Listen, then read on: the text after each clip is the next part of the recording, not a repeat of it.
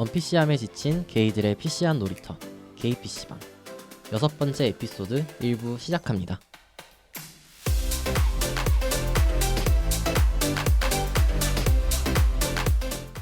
안녕하세요 여러분. 안녕하세요. 저는 삼식이고요. 저는 한나고요. 저는 이지금입니다. 네, 한 주 동안 잘 지내셨나요? 네, 여러분? 잘 지냈습니다. 네. 갑자기 또 날씨가 또 오늘 구름 끼고 이래갖고 좀 추워지네요. 또 바람 많이 불고. 아 그래요? 네, 저는 워낙 오락가락해요. 바람이 많은 날씨를 굉장히 좋아해서 요즘은 그래도 바람이 좀 따뜻하지 않나요? 좀 미지근해졌죠. 네. 그죠? 근데 칼바람은 밤에 아니죠. 되면 조금 또 춥기도 하고. 바람을 좋아하시는군요. 예, 저는 이런 얘기를 하시는 이유가 오늘 게스트분이 아니, 나와 계셔서 그런 건가요? 장난친 네, 거예요. 좋습니다. 농담입니다. 오늘 게스트분 좀 소개해 주시죠. 네, 오늘도 지난주에 이어서 게스트 한 분이 나와 계세요. 트위터 23님이신데 지난번 방송 주의 깊게 들으셨던 분은 아마 누구신지 바로 아실 거예요. 그죠? 그러게요. 잘 아실 겁니다. 그죠? 안녕하세요 23님. 안녕하세요. 바람 좋아하는 이지금님하고 연애하고 있는 23입니다. 안녕하세요. 제가 바람을 좋아한다는 얘기를 괜히 했네요. 그죠? 바람을 좋아하셨군요. 네. 제가 바람을 좀 삼식님이 또 장난입니다. 하나를 또 아이.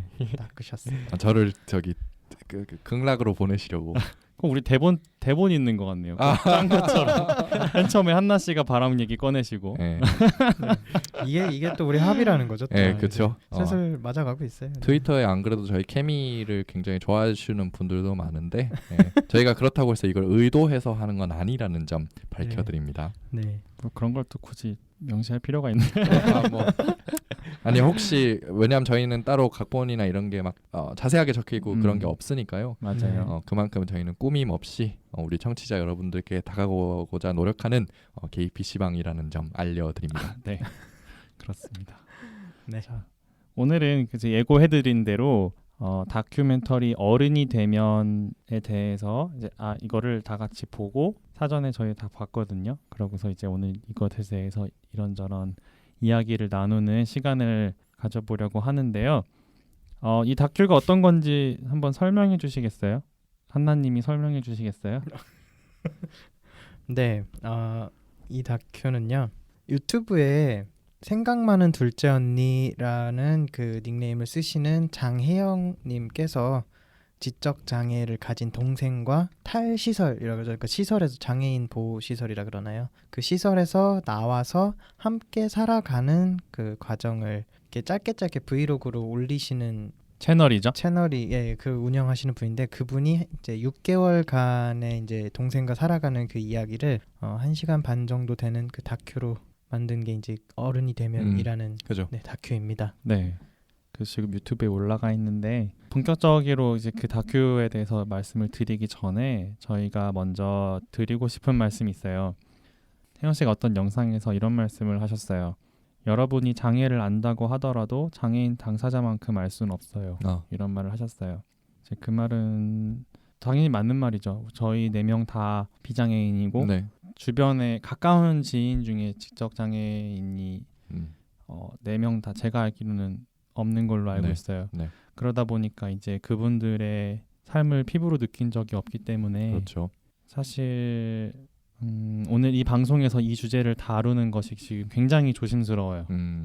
그렇죠? 그죠. 네. 그래서 누군가 저희가 아무리 조심한다 하더라도 누군가 저희가 하는 말 때문에 상처를 입으실 수도 있고 그래서 걱정이 되긴 하지만 그래도 평소에 이렇게 생각 많은 둘째 언니님 이렇게 채널을 보면서 마음으로 늘 응원을 했었는데 그러던 찰나에 이제 이런 좋은 다큐멘터리가 나와서 네.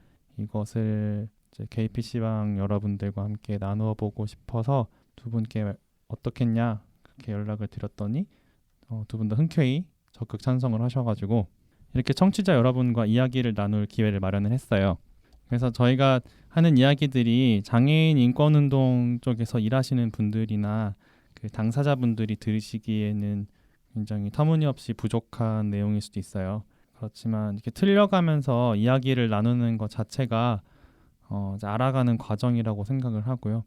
혹시 들으시다 불편한 점이 있으시면 얼마든지 댓글로 지적해 주시면 감사하겠습니다. 그리고 또한 이렇게 저희처럼 비장애인이면서 발달 장애에 대해 잘 모르는 사람들이 이렇게 보고서 반성을 하라는 뜻에서 아마 그 혜영님, 생각 많은 둘째 언니 그분께서 이 다큐를 제작하신 게 아닌가 하는 생각도 들고요. 그래서 이런 시간을 좀 마련을 해봤어요. 방송을 들으시는 청취자분들께서도 저희 방송을 들으시기 전이나 듣고 나신 후에 꼭 어른이 되면 다큐멘터리를 시청하셨으면 좋겠어요. 그럼 저희 방송에서 저희가 한 이야기들에 대해 조금 더 잘 몰입을 하시고 공감도 하실 수 있을 것 같아요. 네. 네, 되게 좋은 다큐멘터리니까. 네, 이 다큐는 현재 유튜브 아까 말씀드린 생각 많은 둘째 언니님 채널에 업로드되어 있어요. 그래서 7월 7일까지만 지금 일단 공개를 하신다고 하고 네. 그 7월 8일부터 1년 동안은 전국 독립영화관 등에서 상영을 하신대요. 네, 그래서 그동안만 잠시 비공개로 돌리셨다가 그 이후엔 다시 또 공개를 하신다고 합니다. 네, 그리고 네. 뭐 단체에서 꼭 필요한 뭐 연관 단체나 그런 곳에서 상영을 하고 싶으실 때 요청을 하면 그곳에서 볼 수 있는 이제 온라인 링크를 또 따로 보내주신다고는 해요.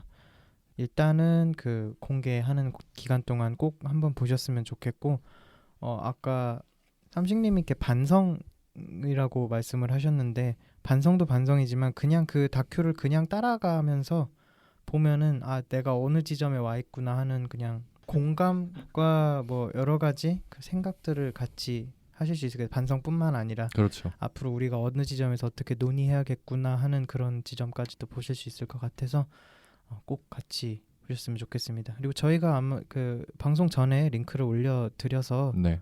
보신 분도 좀 있으실 거라고 생각을 그렇죠. 해요. 네네. 그렇습니다. 그래서 이번 방송은 주제가 좀 주제인 만큼 한 회차로 마무리하기는 좀 부족하고 아쉬움이 많이 남을 것 같아서 2부로 나눠서 하려고 하고요.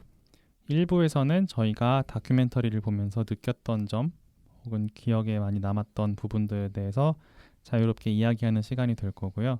2부에서는 장애인 전반 그 중에서도 발달 장애인의 인권에 대해서 조금 더 심도 있는 이야기들을 나눠보는 시간을 가져보겠습니다. 네. 네.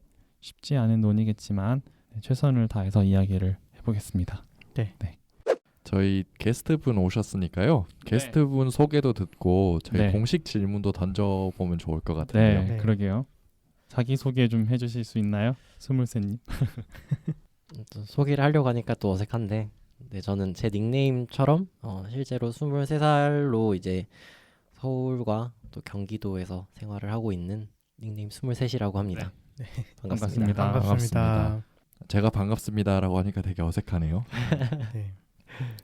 아주 아까도 이렇게 제 대기실에서 이렇게 보는데 네. 일부러 안 보는 척을 하면서 다 보이더라고요. 막 어떤 게 그냥 보이던가요? 그냥 행동 하나에서 꿀 떨어지고 막 아 그래요?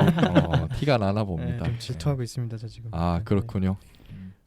언제적 얘긴지는 아는.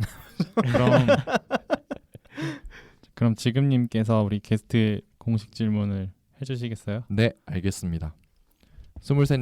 스물셋님께서 생각하시기에 본인의 PC함에 점수를 매긴다면 몇 점을 주시겠습니까? 이거 또 굉장히 어려운 질문이네요. 스스로 이제 자기 자신을 평가하려고 하니까 좀 어렵긴 한데, 항상 고민은 많이 하지만 실생활에서 이렇게 잘 실천은 못하는 사람이라고 저는 생각을 해서 또 60점이라고 말하고 싶은데 저번 게스트분께서 60점이라고 말하셔가지고 그러면 저는 한 50점 정도 하겠습니다. 50점. 겸손하시네요.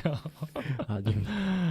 네. 어쨌든 저희 방송 진행자들도 그렇고 모든 분들도 그렇고 다들 자신이 사용하는 언행에 언피시함이 있다는 것은 어쨌든 다 인지를 하고 계신 거잖아요. 뭐 그렇죠. 있을 수도 있다는 점을 인지하고 계시는 네, 거니까 그렇습니다. 그것을 어떻게 바꾸는 건 쉽지 않겠지만 어쨌든 그것을 어떻게 개선할 수 있을지에 대한 노력을 모두 하고 계시기 때문에 다들 의미 있게 살고 있지 않나. 뭐 저는 개인적으로는 그렇게 생각합니다. 네. 더 열심히 살겠습니다. 네. 지금도 충분히 잘 하고 계시는 것 같아요. 네. 네, 그러면은 시간 관계상 자세한 이야기는 이제 차차 듣도록 하겠습니다. 네.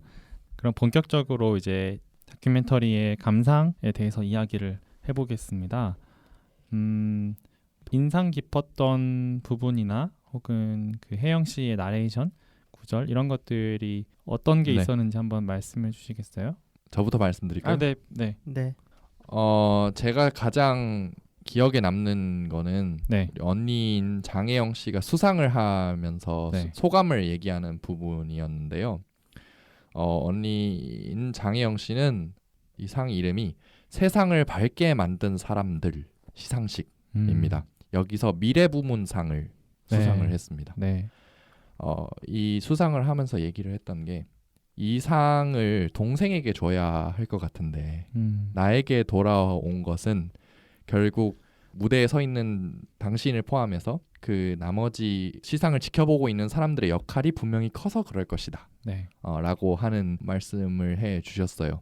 영상에서도 늘 보면 평상시 생활에 적응을 해 나가는데 분명 누군가의 도움이 필요하다는 뉘앙스의 이런 말씀들을 많이 하시잖아요. 그렇죠. 그런 것으로 보았을 때 뭐 물론 발달 장애인 분들도 다 뭐 위험을 인식하거나 뭐 그런 것을 인지를 하고 있지만 결국 주위에 도와줄 사람들이 필요하고 그래서 언니에게 이런 어떤 상이 오는 부분에 저는 좀 많이 그러니까 그런 점을 담담하게 얘기하는 부분에서 좀 많이 감동이었던 것 같아요. 저는 네, 개인적으로. 네. 그래서 이 수상 소감을 하는 거를 들으면서 아 이렇게 언니로서 동생을 도와주는 것 자체도 누군가한테 이해를 하게 만들어야 하고 그리고 그것이 당연하게 받아들여지지 않는 사회가 아직 우리 사회구나라는 생각이 들어서 전 좀 듣다가 울컥했습니다. 그래서 좀 많이 울었는데 네 저는 이 부분이 가장 인상 깊었던 것 같아요.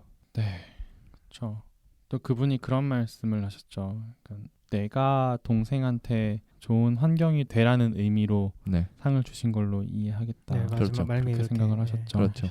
참 그 말이 뇌리에 남았습니다. 혹시 다른 분 있으세요? 우리 한나님 혹시? 저는 한 30분, 그러니까 시작하고 한 30분쯤 네. 됐을 때 나오는 장면인 것 같은데요. 네.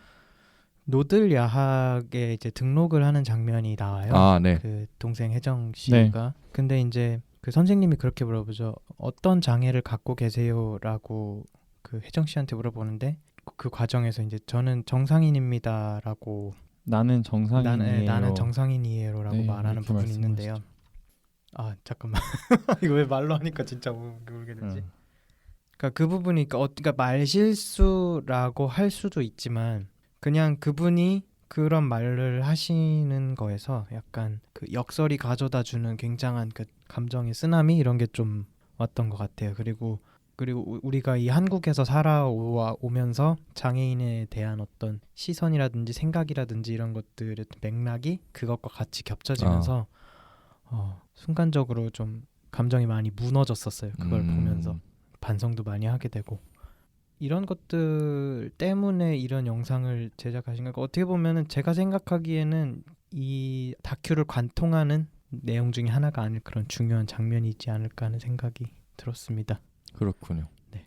우리 삼시경은요? 저도 방금 한나 씨께서 말씀하신 그 부분이 딱 나왔을 때 잠깐 영상을 멈췄어요. 되게 말씀하신 것처럼 그냥 그 어떻게 보면 정말 말실수로 나오신 걸 네. 수도 있지만 저는 사실 말실수가 아니라고 생각을 하거든요.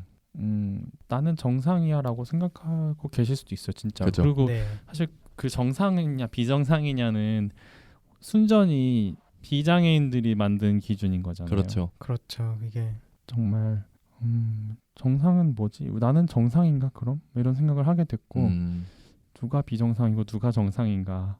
저분들을 장애인이라는 이유로 저렇게 낙인 찍고 저렇게 격리시켜서 살게 하고 하는 것이 비정상이 아닌가 하는 생각도 들었고 그렇죠. 되게 많은 생각이 들었습니다. 순간. 네.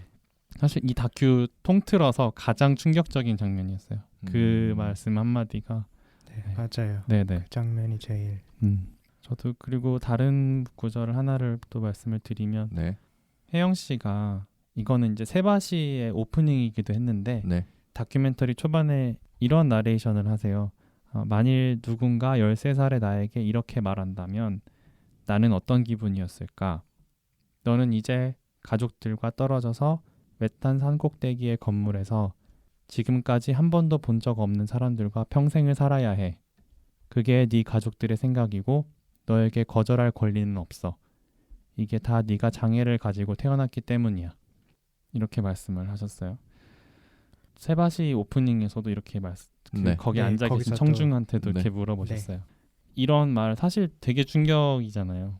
갑자기 가족하고 생리별을 해야 된다. 그렇죠. 내가 원하지도 않은 나의 어떤 특성 때문에 나는 사회에서 격리되고, 근데 그 일이 실제로 혜정 씨한테 일어난 것이고, 그렇죠. 그리고 혜정 씨는 지금 탈시설을 해서 살고 있지만 지금 혜정 씨가 거기에 시설에 18년을 사셨다고 네네네. 했는데 지금 뭐 20년, 30년, 40년 살고 계신 분도 당연히 계실 거고요. 시설에. 그 생각을 하니까 가슴이 미어지더라고요.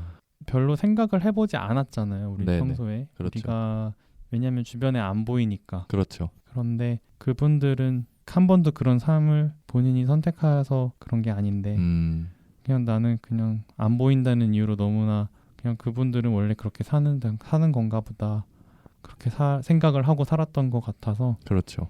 마음이 너무 안 좋았어요. 네. 반성도 많이 했고 네. 그리고 또 혜영 씨도 이 나레이션 이후에 또 이런 말씀도 하셨고, 동생이 이런 삶을 스스로 선택한 적이 없다는 것을 최근에서야 깨닫게 되었다 이런 말씀을 네. 하셨고, 너무나 우리가 무심하게 정말 그냥 무관심하게 살았구나 그런 생각을 많이 하게 됐습니다. 그렇죠. 네. 무관심하면서도 또 덧붙여서 아까 우리 하나님도 얘기하신 것처럼 정상과 비정상의 범주를 사회의 주류, 전 계속 뭐 이 주류가 누군지 모른다고 얘기했습니다만 이 주류에서 사용하는 언어가 정말 당연하게 인식이 되고 그 당연하게 인식이 되는 용어를 결국 장애인 여러분들도 사용할 수밖에 없게 만드는 그런 상황이 벌어지고 있는 거죠. 그런 비극적인 상황이. 그렇죠. 그래서 정말 장애인으로 산다는 것이 이 사회에서 어떤 의미를 갖는가에 대해서 좀 생각을 해보게 하는 것 같고요. 가슴이 좀 아프죠. 그렇다고 해서 뭐 무조건 동정을 하는 것은 아닙니다만 네. 이 사회에서 저희도 소수자로 살면서 어떤 차별의 구조가 있고 어떤 식으로 소수자가 뭐 억압을 받는다는 표현은 뭐 마음에 안 들어 하실 분들도 계시겠습니다만 그런 구조가 어떻게 생겼는지에 대해서도 좀 더 생각을 해볼 수도 있는 것이고. 네. 스물새님은 어떤 부분이 제일 기억에 남으셨나요?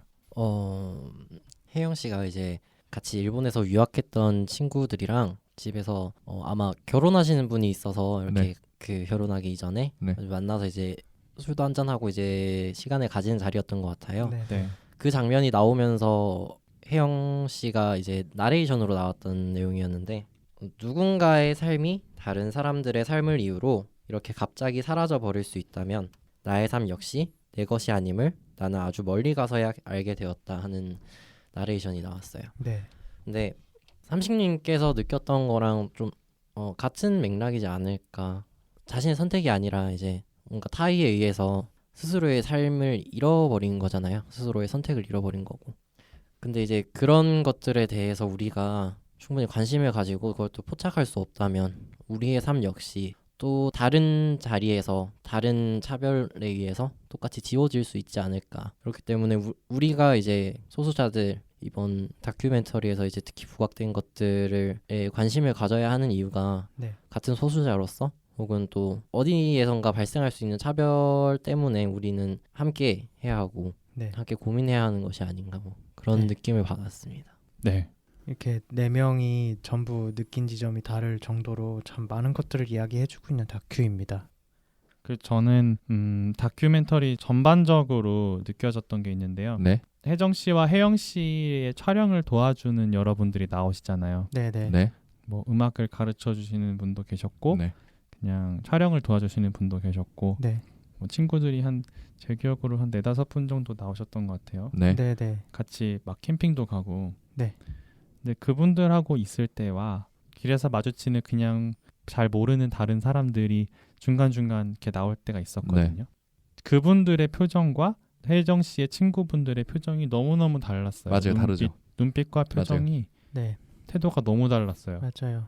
피하는 분도 계셨고. 네, 약간 잘 모르는 분들이 쳐다볼 때는 그 눈빛이 마치 전혀 말이 안 통하는 외계인을 보는 것처럼 그렇죠. 이렇게 혜정 씨가 뭔가 말을 해도 그거에 대꾸도 안 하고 저는 특히 슈퍼마켓에서 네, 네, 저도 그 장면 계산원 분께서 그러시는 맞아요. 걸 보고 도대체 왜 저렇게 하시지? 그게 다큐의 거의 마무리 부분이었어요. 제 네. 기억에. 맞아요. 그러다 보니까 한창 다큐에 몰입을 하고 혜정 씨 입장에 엄청 몰입을 한 상태에서 그렇게 보니까 더 그게 거슬리더라고요. 아, 그런데 더 무서웠던 거는 그 표정이랑 눈빛이 그 예전에 제 얼굴 같은 거예요. 네 맞아요. 저도 그런 느낌을 굉장히 많이 받았어요. 네. 내가 다른 발달 장애인 분들을 쳐다볼 때 저런 눈빛이 아니었나 하는 생각이 들어서 스스로가 너무 무섭더라고요. 저도 모르게 그랬겠죠. 사실 이건 되게 좀 엄청 반성하게 되는 지점이었는데 발달 장애인 분들은 그 아무래도 의사소통이 비장애인 분들에 비해 원활하지 못하잖아요. 네. 그렇다고 해서 의사소통이 안 되는 건 아니에요. 네, 절대. 안 되는 게 아니에요. 네, 그분들도 분명히 하고 싶은 말이 있고 원하는 것이 있고 느끼는 감정이 있고 그거를 다 표현을 하는데 그 대화를 주고받는 방식이나 어떤 맥락을 따라가는 방식이 조금 다를 뿐이지 얼마든지 소통을 할 수 있는데 그 소통을 하지 않으려고 하는 거죠. 보통 사람들은 불가능하다고. 불가능하다고 생각을 하버리는 하죠, 거죠. 그죠? 네. 그러면 네. 이 지점에서 자연스럽게 네. 자신이 이제 그런 경험해봤던 그러니까 발달 장애인들과의 경험에 대한 이야기로 네. 자연스럽게 넘어갈 수 있을 것 같아요. 네. 예를 들어서 지금도 세상이 이런데 우리가 초등학교를 다녔던 시절이나 중학교에서도 네. 분명 우리를 포함해서도 물론이거니와 다른 학생들 같은 경우에는 발달 장애인들을 대상으로 한 욕설도 있었을 것이고 네, 네. 그랬겠죠. 행위나. 네, 뭐 네. 저부터 잠깐 얘기를 해보자면 네. 사실 저는 경기도의 한 남부 도시에서 고등학교를 나왔거든요. 네. 근데 그 도시에 장애인 학교가 2개가 있었습니다. 근데 둘 다 대안학교였어요. 아. 그래서 무슨 인과받은. 고등학교 이런 이름이 아니고 무슨 학교였습니다. 네, 네. 근데 그 두 학교 이름이 학교만 빼고 그 이름으로 욕설로 쓰였어요. 와. 거기로 가라 아니면은 그렇죠. 뭐 거기다 그렇죠. 뭐 이런 식으로. 아니면 아예 이상한 애를 그 단어로 아, 그런 식으로 이제 표현하는 것도 있었고요. 대명사로 썼고. 뭐 네. 예를 들어 그 학교 이름이 물병이면은 그냥 뭐 야 물병 이런 식으로 그렇죠. 했다는 거죠. 그렇죠. 저도 지방 소도시에서 중학교하고 초등학교를 나왔는데 네. 네. 그 지역에도 그런 특수 학교가 있었어요. 네. 초등학생들을 대상으로 하는. 저희 주변 친구들은 그 아까 지금 씨가 얘기한 것처럼 그 학교 이름 자체를 욕으로 쓰진 않았지만 네. 그냥 뭐 그 학교로 전학 가라는 둥, 뭐 너 네. 거기 다니지 않냐 뭐 이런 식으로 막 그런 비하 발언도 막 서슴지 않고 하고 네. 그랬던 기억이 나네요. 어. 네, 들으니까 생각이 납니다. 어딜 가나 뭐 그런 게 어쨌든 네, 존재하는 모양입니다. 네, 네. 혹시 우리 스물셋님은 뭐 그런 경험이 없었나요? 일단 제가 살던 데에도 똑같이 이제 노란색 네. 셔틀버스가 다니는 네. 학교가 하나 있었는데 거기는 조금 더 달랐어요. 거기는 청각장애인 분들만 이제 같이 배우는 그런 학교였는데 네. 아무래도 청각장애인 분들이 계시다 보니까 이제 그런 특징들을 가지고 말을 잘 못 알아듣는다거나 하면은 그 학교의 이름을 가지고 또 이렇게 말을 한다든지. 누군가가 자신의 말을 못 알아듣는 것 같다라고 하면 그럼 네네. 그 학교 이름을 이용을 해서 그렇죠. 아까 지금님 말씀하신 거랑 되게 비슷한 내용이었던 것 같아요. 참.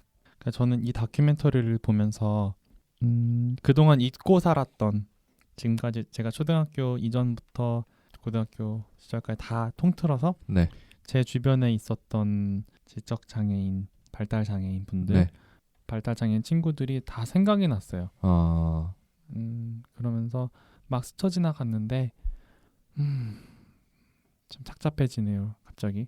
그러니까 그 친구들은 내 주변에 없는 게 아니었어요. 그렇죠. 내 주변에 분명히 발달장애 친구들이 있었는데 내가 그 친구들한테 내 곁을 내어주지 않았구나 하는 생각이 들더라고요. 그러면은 혹시 삼식이 형은 그런 친구들에 대한 직접적인 기억이 있나요? 그러니까 방금 말씀드린 것처럼 내가 곁을 내어주지 않았고 네. 내어줄 줄을 몰랐던 거예요. 그래서 이 친구들을 막 직접적으로 제가 괴롭혔다거나 그런 건 아닌데 그 친구들하고 막 그렇다고 막 교류가 많지도 않았어요. 네. 그러다 보니까 직접적인 기억은 많이 없어요. 그렇지만 그 친구들의 행동이나 네. 말투나 그 친구들이 어떻게 다른 친구들과 지냈는지 어떤 네. 대접을 받았는지는 기억이 나죠. 한 가지 일화가 저 초등학교 때 발달장애 친구가 있었는데 네.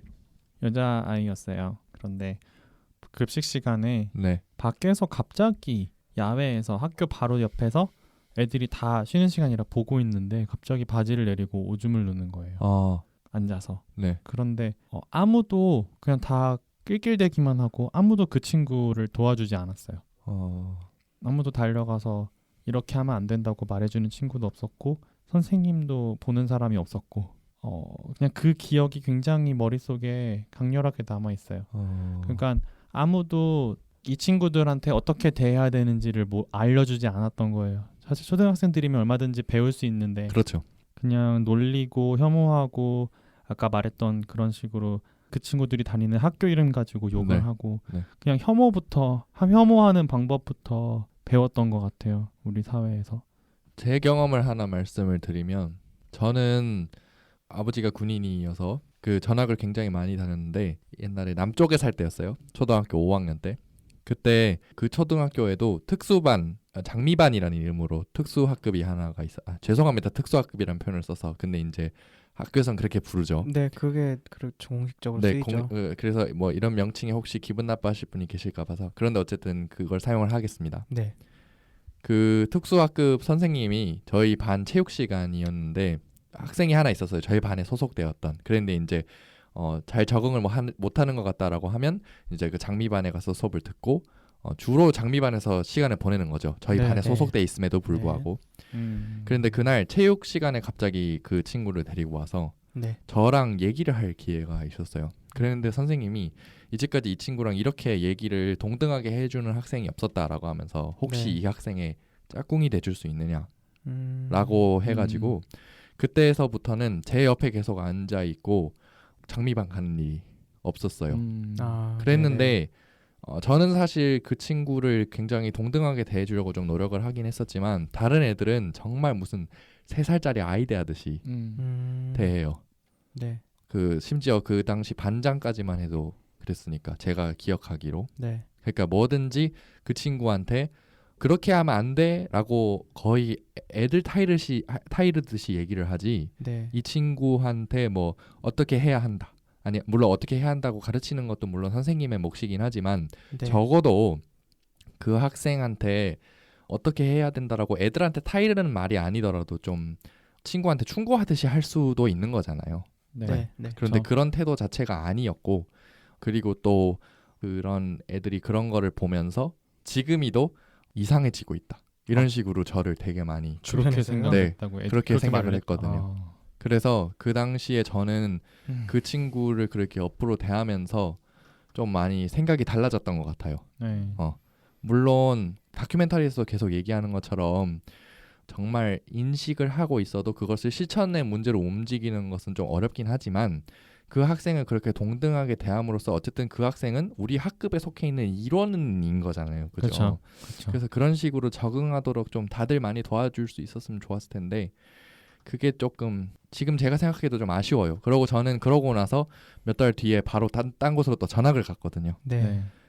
그러고 그 친구가 제가 전학 가고서 겨울방학이 끝나고 왔는데 저를 엄청 찾았다 그러더라고요. 담임 선생님이 저한테 연락이 와가지고 너를 엄청나게 많이 찾다라고 했는데 이미 삐처리해야 되겠네. 죄송합니다. 삐처리 해드릴게요. 예, 그때 엄청나게 많이 찾았다고 했는데 저는 이미 전학을 간 상태였고 그때 그 경기도 남부 도시로 멀리 네. 그랬어서 지금도 약간 많이 아쉽습니다. 친구 옆에 좀 더 있었으면 좋았을 것을. 그랬는데 최근에 네. 제가 23살 때 그 초등학교의 그 친구를 어쩌다가 그 싸이월드로 연락이 닿게 됐어요. 2012년도인가 2011년도인가. 네네네. 그렇죠. 그래서 그 친구랑 계속 연락을 하다가 제가 그 친구를 만나러 그 도시로 놀러 갔어요. 그랬는데 너 옛날에 그런 친구랑 같이 짝하지 않았느냐고 그러는 거예요. 그래가지고 혹시 그 친구의 소식을 최근에 아느냐라고 물어봤더니 최근에는 시내버스도 혼자 탈 정도로 굉장히 많이 좋아졌다 라고 그렇게 얘기를 네. 하더라고요. 네네. 그 친구는 어렸을 때는 진짜 자폐 증세가 좀 심했거든요. 네. 그런데 요새는 그냥 괜찮아진 것 같더라라고 그렇게 소식만 들었고 저는 그래서 그 소식을 듣고서 아 정말 그래도 다행이다. 네. 잘 이 사회에 어쨌든 잘 적응이 되고 주위에 뭔가 환경이 뒷받침이 되고 있나 보다라는 생각을 하게 됐어요. 물론 저는 그것만으로는 단정 지을 수는 없는 거긴 하지만 네. 뭐 그런 거를 보면서 어쨌든 잘 적응했으면 좋겠고 저는 네. 그 아이가 행복했으면 좋겠다라고 그렇게 생각하고 있습니다. 네. 혹시 뭐 스물셋님이나 한나님은 그런 친구와 어떤 기억이 있으신가요? 저는 이제 어릴 때 저희 아래층에 그런 발달 장애가 있으신 분이 살고 계셨었어요. 이제 저보다 한 살 많은 형이었는데 같이 마주칠 일이 굉장히 많았어요. 뭐 같이 배우는 것도 있었고 그러다 보니까 자주 마주치게 됐었는데 저부터도 일단 그 사람에게 나이스한 사람이진 않았다는 생각이 들면서 저도 이제 다큐 보면서 이제 저의 지난 시간들을 많이 떠올려 보면서 내 주변에도 그런 사람들이 있었지 하는 생각을 하는 순간 이제 마음이 많이 불편해졌었어요. 사실 네네. 나도 그 사람들에게 그렇게 잘 들어주는 사람이 되지 못했고 그 사람들이 뭔가 표현하고자 할 때 그 자리에 내가 잘 있어주지 못했구나 하는 생각이 들어서 그러니까 아파트 위아래 집이다 보니까 이제 부모님들끼리도 이제 잘 아시는 사이고 네, 네. 했어요. 네. 그랬는데 지켜보면서 그 발달 장애 분의 이제 가족분들이 겪게 되는 어려움 같은 것들을 자주 이제 목격을 하게 됐는데 사실 너무 오래된 기억이라 정확히 어떤 걸 느꼈는지는 기억이 잘 안 나지만 아무튼 그런 대면한 기억은 있었고 네. 그리고 비교적 최근에는 제가 이제 고등학교 때 제가 공부를 하던 학원에 중증까지는 아니었지만 가벼운 자폐 증세가 있는 친구가 있었어요. 네. 저랑 동갑인 친구였는데 그 친구는 이제 했던 말 또 하고 그런 증세도 있었고 다양한 증세를 보이긴 했지만 네.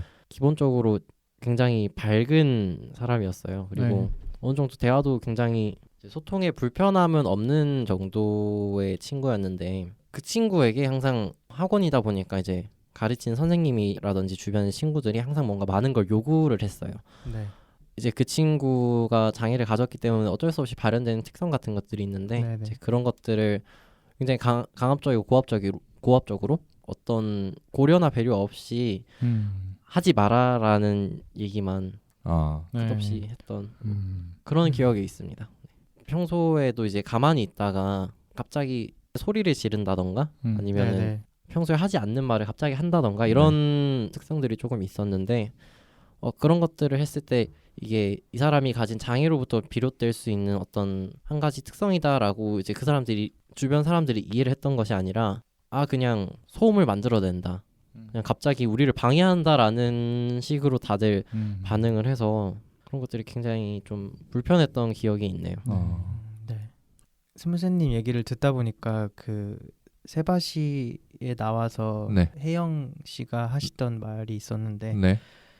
장애인 아동이 이제 학급에 들어오는 그 정도 있잖아요. 네, 들어온다라기보다는 학급에 이제 섞여 있는 기간 음. 초등학교, 중학교, 고등학교 이걸 보면은 고등학교로 갈수록 접촉 기회가 줄어들고 사라진다라고 하는 게 그 이제 공부 면학 분위기라고 하는 그런 거 있잖아요. 네. 그렇죠. 그런 것들을 해치기 때문에 학부모들이 배제를 하거나 혹은 그 장애 아동의 부모님들이 스스로 이 아이를 격리시킨다. 그러니까 맞아요. 저도 네. 초등학교에 발달 장애 아동이 있는 거는 뭐 그럴 수도 있다. 중학교 네. 중학교 때는 뭐 그럴 수도 있다 이렇게 얘기하시고 고등학교 가면은 하는 시간이 더 길어진다 이렇게 그렇죠. 표현을 맞아, 하시더라고요. 그렇게 표현하셨었죠. 그리고 마지막에는 고3 고3이 되면은 좀 그렇지 그건 좀 않냐. 아니지 않느냐 라고 하는 말을- 얘기를 네. 맞아요. 아휴. 근데 그게 그런 것 같아요. 저 같은 경우에는 저 초등학교 2학년 때부터 중학교를 졸업할 때까지 같이 지냈던 발달장애 친구가 있어요. 저 같은 경우에는 저희가 초등학교가 제가 중간에 새로 생겨서 옮겼는데 원래 다니던 초등학교에는 특수학급이 있었던 걸로 기억을 해요. 근데 이게 분리가 돼서 나오면서 저희가 시범학교였어요. 특수학급을 없애고 일반 학급에 같이 그 섞여서 같이 그래요? 수업을 듣고 하는 그런 게 네네. 있었잖아요. 네. 물론 그 중간 그 학교에도 특수학급이 없었던 거는 아닌데 일부 교과목에 한해서는 그 친구가 잠깐 다른 데를 가기는 했었어요. 네. 어떻게 하다 보니까 저는 그 친구랑 거의 그 중학교를 졸업할 때까지 저도 소도시에 살았으니까 학교가 많지 않잖아요. 그래서 네. 같은 학교 진학까지 하면서 거의 같은 반을 했었어요. 예, 한두 번 빼고 한 8년 되는 기간 동안 2-3번을 제외를 하고는 같은 반이었던 것 같아요. 근데 그때마다 그 친구랑 항상 같은 반이 돼주는 친구가 있었어요. 그러니까 아마 부모님들의 요청이 있었겠죠. 그 원래 어릴 때부터 같이 지냈던 친구라고 해요. 네네. 근데 그 친구는 아무래도 어릴 때부터 같이 지냈기 때문에 이 친구를 어떻게 대하는지에 대해서 이미 많은 교육과 어떤 학습을 했을 거예요. 체득을 했을 거예요. 이 친구는 그러니까 그러다 보니까 같은 학교도 다니고 어떻게 보면 이제 그 학교 내에서 보호자의 역할을 하게 된 네. 거죠, 그 친구가. 음. 근데 이제 그 친구가 활달하고 소위 이제 그 공부도 좀 어느 정도 성적을 유지하는 네. 친구였고 네. 반장 같은 것도 하고 그런 친구다 보니까 박자가 되게 잘 맞았던 것 같아요. 여러 가지 조건이 되게 잘 맞았던 친구인 것 같아요. 그래서 그 지적 장애가 있는 친구를 케어를 하는데 다른 친구들이 해코지를 한다든가 그러지 못하도록 처음부터 막고 이럴 땐 어떻게 해야 된다라는 거를 본인이 먼저 보여주면서 이렇게 같이 다녔어요. 그래서 저희가 그 같은 학년 다녔던 친구들은 되게 좋은 경험을 하면서 자랐다고 생각을 해요. 어떻게 보면 남들보다 조금 더 그 사람들을 어떻게 대해야 된다거나 편견 없이 편견이 없다고는 못하겠지만 공존할 수 있는 그런 그렇죠. 가능성들에 대해서 조금은 배우고 자라지 않았을까 하는 생각이 들어요. 저희는 그래서 그 친구들에 대한 혐오 발언이라든지 그런 거를 들어본 적은 거의 없어요. 저는 모르죠. 근데 제가 그 친구랑 같은 반이었기 때문에 같은 반을 많이 했었기 때문에 그런 얘기를 못 들었을 수도 있어요. 다른 반에서는 어떻게 사용했는지 모르겠지만 그 언어들을. 근데 적어도 그런 느낌은 들었어요. 전교에서 사람이 많지도 않아요. 학교가 사람이 많지도 않지만 그 친구를 다른 반 친구들 대할 때도 그렇게 막 손가락질을 한다든가 놀린다든가 혹은 좀 이상하다 그러면은 막 대명사처럼 써서 너 누구랑 똑같다 뭐 이런 식으로 얘기하지 않았던 거를만 생각을 해봐도 참 그런 경험이 있네요. 저도 대단한 것 같아요. 그 옛날에 그 친구를 생각을 해보면. 네. 근데 제가 이제 저도 고등학교를 이제 저희 시가 아닌 이제 다른 시로 진학을 해서 그 이후의 소식은 잘 모르겠는데 고등학교를 진학하지는 않은 걸로 알고 있어요. 진학을 하지는 않고 홈스쿨링을 한 걸로 알고 있고 그 이후에는 이제 뭐 어디로 이사를 갔는지 저희 어머니한테 언젠가 물어봤던 것 같아요. 20대 초쯤에. 근데 잘 모르신다고 하시더라고요. 네. 자, 그럼 개인적인 경험들을 이렇게 나눠봤는데요. 이런 개인적인 경험을 바탕으로 과연 이 다큐멘터리가 우리 사회에 던져주고 싶었던 메시지가 무엇인지 그리고 이런 다큐멘터리를 만들게 된 이유가 무엇인지에 대해서 우리 스스로 이렇게 좀 생각을 해보고 그걸 나눠보는 것도 괜찮을 것 같다는 생각이 드는데요. 네. 혹시 여기에 대해서 생각한 분 계시는지? 우선 그러니까 이 얘기를 하기 전에 그 아까 처음에 말씀드렸던 그 탈시설이라는 거에 대해서 좀 얘기를 해드렸으면 좋겠어요. 네. 제가 아까 맨 처음에 그 영상에 어른이 되면이라는 영상을 소개하면서 잠깐 탈시설이라는 단어를 썼었는데요. 장애인 분들이 그 소위 말하는 복지시설이라는 곳에 위탁이 되거나 혹은 이제 뭐 요양원에 가시는 것처럼 할머니 할아버지들이 그렇게 해서 맡겨져서 그 안에 들어가는 거 시설에 들어간다라고 표현을 하는데 그 시설에서 나와서 그냥 일상생활에서 사회에 나가서 사는 거를 탈시설이라고 합니다. 그럼 탈시설이라는 것이 네. 이제 자이든 아니면은 누군가의 도움이 있든 네네. 그런 방식으로 이제 어떤 시설로부터 나와서 사회로 돌아오는 걸 말하는 거잖아요. 그런 개념인 것 같아요. 네. 그럼 탈시설을 이제 사회로 돌아오는 것이다라고 생각을 한다면 네네. 시설로 들어가는 것은 반대로 생각했을 때 사회로 격리되거나 사회를 떠나는 것으로 볼 수 있는 거겠네요, 그죠? 네, 그 저희 다큐를 보면은 그 혜영님도 그렇게 말씀을 하시죠. 그러니까 가둔 것 같다. 그러니까 사회로부터 격리를 시켰다. 우리가 13살에 뭐 이런 식으로 말씀을 하시죠. 그렇죠. 네. 근데 좀 잔인하다고 느끼는 게 이제 사회로부터 격리시켜 놨으면서 이제 사회화가 되지 않았다고 이제 사회적으로 이제 또 차별이 생긴다는 게 조금 잔인하다고 느껴지지 않나. 그 다큐멘터리에서 혜영 씨가 국민연금공단에서 인터뷰를 하는 그 질문에 대한 대답에서 그 시설 안에서 18년을 살았지만 네. 사회화가 너무 안 돼 있어서 기초적인 것도 잘 안 돼 있어서 길 건널 때 신호등을 봐야 한다는 것도 모른다 이렇게 얘기를 하셨어요. 그리고 그 시설에서 그 인권 침해가 너무나 일상적이라고 합니다. 그러니까는 그 시설에 들어가서 사회로부터 격리되는 것도 문제지만 그 안에서 제대로 인간으로 대접받지 못하는 것 자체도 정말 큰 문제라고 생각을 하고요. 그렇죠. 네. 아무튼 자 이제 잠깐 탈시설 이야기를 하느라 잠깐 이야기가 비껴갔는데 네, 네. 자 아까 지금 씨가 얘기하신 그 주제로 넘어가 볼까요? 네, 그러시죠. 네. 아까 지금 씨가 뭐라고 얘기하셨죠? 저희가 이 개인적인 경험들을 아까 나눴잖아요. 그런 경험들을 바탕으로 봤을 때 이 다큐멘터리를 만든 이유 아니면은 다큐멘터리가 우리들에게 던져주는 메시지가 무엇인지에 네, 대해서 좀 다뤄봤으면 좋겠다라고 네, 말씀을 네. 드렸습니다. 네. 네. 저부터 이야기를 해도 될까요? 네, 네. 그럼요. 얼마든지요. 이 다큐를 보는 내내 우리가 다 생각했던 네. 그런 개인적인 경험들 기억 저편에 잊혀져 있던 기억들이 다시 한번 새록새록 떠올랐잖아요. 네. 네. 그것이 좋은 기억이든 나쁜 기억이든 부끄러운 기억이든 이 다큐멘터리의 목적은 그거였던 것 같아요. 이렇게 내 주변에 없어라고 쉽게 생각해버리는 것들을 네. 다시 네. 한번 사실은 없었던 게 아니라 너희가 관심이 없었던 거야 관심이 라는 없었던 것들을 한번 다시 한번 가시화시키고자 네. 네, 하는 네. 것이 1차적인 목표였다고 생각을 하고요. 네. 네. 그리고 이제 혹시나 이런 기억이 없는 사람들이라도 발달장애인 분들을 보긴 하잖아요. 사회에서 간간히 그렇죠. 아주 간간히. 그럼 그분들을 개개인으로 보는 게 아니라 그냥 어떤 하나의 어떤 카테고리화해서 그냥 장애인. 그냥 장애인 이렇게 그분들도 다 색깔이 있는 사람들인데 네. 그래서 그냥 그런 무채색으로만 색깔 없는 사람들 이렇게 인식을 해버리는 그런 사람들한테 혜정 씨라는 개인의 삶을 집중해서 조명해서 보여주면서 네. 이분들도 각자 좋아하는 것이 다 있고 각자 좋아하는 음식이 있고 네. 좋아하는 취미가 있고 네. 잘하는 것이 있고 네. 이런 것들을 다 보여주면서 다 개성이 있는 사람이다 하고 네.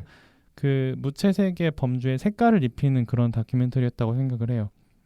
혜정 씨만 해도 노래를 정말 좋아하고 네. 춤추는 걸 정말 좋아하고 네. 그 정말 깜짝 놀랐어요. 저는 박자 감각이 너무 좋으셔가지고 아, 아. 맞아요. 네. 그 노래도 정말 정확하게 음정을 정확하게 부르시고 네. 그리고 특히 그 다큐멘터리 맨 마지막에 언니분이랑 같이 듀엣을 하잖아요. 기타 아, 네, 반주에. 맞아요. 네네네. 그 부분 너무 감동적이었어요. 어쨌든 혜정 씨는 노래를 정말 좋아하시는 분이시고 부끄러운 이야기지만 저도 그렇게 깊이 생각해 본 적 없었던 것 같아요. 그 문제에 대해서. 네, 이 장애인 분들도 다 취향이 있으신 분들인데 내가 너무 무심했구나. 내가 너무 나도 그냥 퉁쳐서 생각을 해버렸던 네. 구석 많이 있구나. 네. 참 부끄러운 얘기죠. 왜냐면 우리도 게이 일반화하지 마라 이런 식으로 얘기하면서 그렇죠. 네. 나도 똑같은 짓을 하고 있었네 이렇게 생각을 하니까 네. 사실 너무너무 부끄러웠고 그런 목적이 한 가지 목표가 아니었나 하는 생각이 들었습니다. 이 네. 다큐멘터리에 그것이 목적이셨다면 어쨌든 저에게는 아주 정확하게 통하셨던 것 같습니다. 네, 네. 네. 그리고 저는 개인적으로는 우리 사회가 소수자를 대하거나 아니면 부끄럽다고 생각하는 것을 대하는 태도가 어떤 것인지 참 잘 드러나는 다큐멘터리였다고 생각해요. 동등한 예시는 아니지만 네. 88 올림픽이 열렸을 때 그때 국가에서 개고기를 금지를 했었죠. 아, 그래서 네, 그때 그랬죠. 개고기가 숨어들면서 그때 뭐 사철탕, 영양탕. 영양탕 이런 식으로 이제 이름을 이름이 지어서 바뀌었죠. 네, 이름이 바뀌어서 이제 팔리기 시작을 했는데 결국 국가가 생각하기에 부끄럽거나 수치스럽다라고 생각이 들면 결국 그거를 안 보이게 막죠. 네. 어. 맞아요. 그렇죠. 그리고 결국 그 당시에 있었던 프레임, 그러니까 소수라는 아니면은 국가가 생각하기에 부끄럽다는 것을 막는 프레임 자체가 애초에 금지시키는 거거든요. 네, 격리를 하고, 약자를 없애고. 네, 강요하고. 약자를 없애고. 네. 근데 그러한 틀이 지금도 그렇게 크게 다르지 않다라는 거를 정말 적나라하게 보여주는 다큐멘터리였다고 생각합니다. 네. 네. 네. 그래서 그런 점을 상기를 해봤을 때 물론 이건 당위의 문제이긴 합니다만 우리 사회가 그럼 앞으로 더 선진화된 사회가 되기 위해서는 이런 구조를 한번 인식을 해보고 네. 그리고 앞으로 이제 사람들의 인식을 어떻게 변화할 수 있는가에 대한 고민의 시작이었다고 봐요. 네. 네. 네, 저 같은 경우는 사회에 어떤 많은 문제가 있잖아요. 네네. 문제 해결에는 이제 몇 가지 단계가 있다라고 생각을 하는데 네. 일단은 문제가 발생을 하고 네. 그 문제에 대한 인식이 있고 네. 인식을 하고. 이후에 이제 비판과 비난을 통해서 대안이 발생을 하고 네. 그것이 집행되는 네. 그런 어떤 시퀀스가 있다라고 생각을 하는데 이번에 혜영 씨께서 제작하신 어른이 되면이라는 다큐는 우리 삶 전체에 또 우리가 알게 모르게 굉장히 우리 깊은 곳에 내재되어 있는 장애인에 대한 그런 일상적인 혐오들 그리고 오늘 우리가 나눈 거의 주요 뉘앙스가 나도 그런 모습이 있었구나라는 것들을 좀 포착할 수 있었다라는 네. 점을 생각을 해보면 네. 삼식님이 말한 것처럼 우리의 부끄러움이 드러나지 않았나 네. 어떤 차별과 혐오가 그 자리에 있다는 것이 네. 다큐멘터리를 통해서 우리가 더욱더 뼈저리게 느낄 수 있었지 않았나 하는 점에서 네. 이 다큐멘터리가 굉장히 의미가 있었지 않나 생각합니다. 네. 그리고 아까 그 시퀀스에 대해서 조금 더 뭐 얘기를 해보자면 혜영 씨도 계속 우리 사회의 대안이 어떤 것인가에 대해서 얘기를 하고 계시잖아요. 네. 그쵸. 스웨덴을 통해서 세바시에 보게 되면 스웨덴을 통해서 뭐 이런 네. 얘기도 하고 그리고 스웨덴의 복지 체계가 우리나라랑 어떻게 다른지에 대해서도 말씀해 주시고 그렇잖아요. 네. 네. 그래서 결국 물론 스웨덴의 그 구조를 무조건 따라가자는 말은 아니겠지만 그렇죠. 그게 분명히 그렇죠. 뭐 해결된 방식이다라고 볼 수는 없겠지만 그렇지만 이제 어느 방향으로 나가야 하지 않을까라고 하는 점은 충분히 던져주고 계신다라고. 네. 네. 저는 참 그 혜영 씨가 이 유튜브라는 매체를 정말 잘 활용을 해서 우리 사회에다가 되게 중요한 화두를 던져주셨다고 생각을 해요. 네.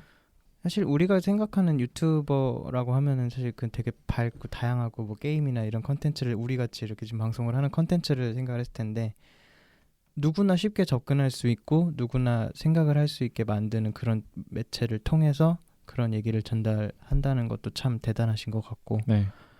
이런 어떤 친근한 유튜브는 친근한 거잖아요. 우리한테 친근한 이런 행보를 그 우리가 잘 몰랐던 낯선 존재를 그 안으로 갖고 오면서 되게 효과적으로 우리 사회가 어떤 장애인에 대해서 어떤 태도를 취해야 되냐라는 거에 대해서 되게 잘 얘기를 하고 계신 것 같아요. 네.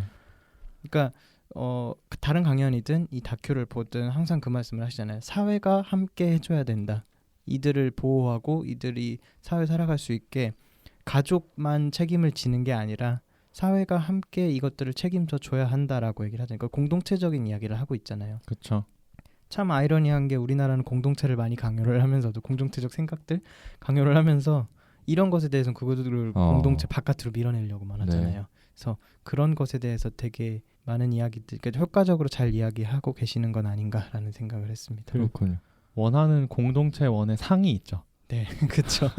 공동체원의 사이 있죠. 그래서 네. 거기서 벗어나는 그 기준에서 벗어나는 사람은 밀어내고 밖으로. 네. 그러면서도 자기 자신의 문제는 또 스스로 해결을 네. 하기를 그쵸. 원하고 맞아요. 그죠? 맞아요. 레지면 그러니까 구조의 문제는 또 개인의 노력 여하다, 노력 때문이다라고 그렇죠. 이제 치환을 해버리고. 네. 그 세바시에서 이제 혜영 씨가 말씀하신 그런 게 있었죠. 이제 남들과 다르다는 지점을 이제 사회 밖으로 밀어낸다라는 네, 얘기를 네. 하셨었죠. 네. 네.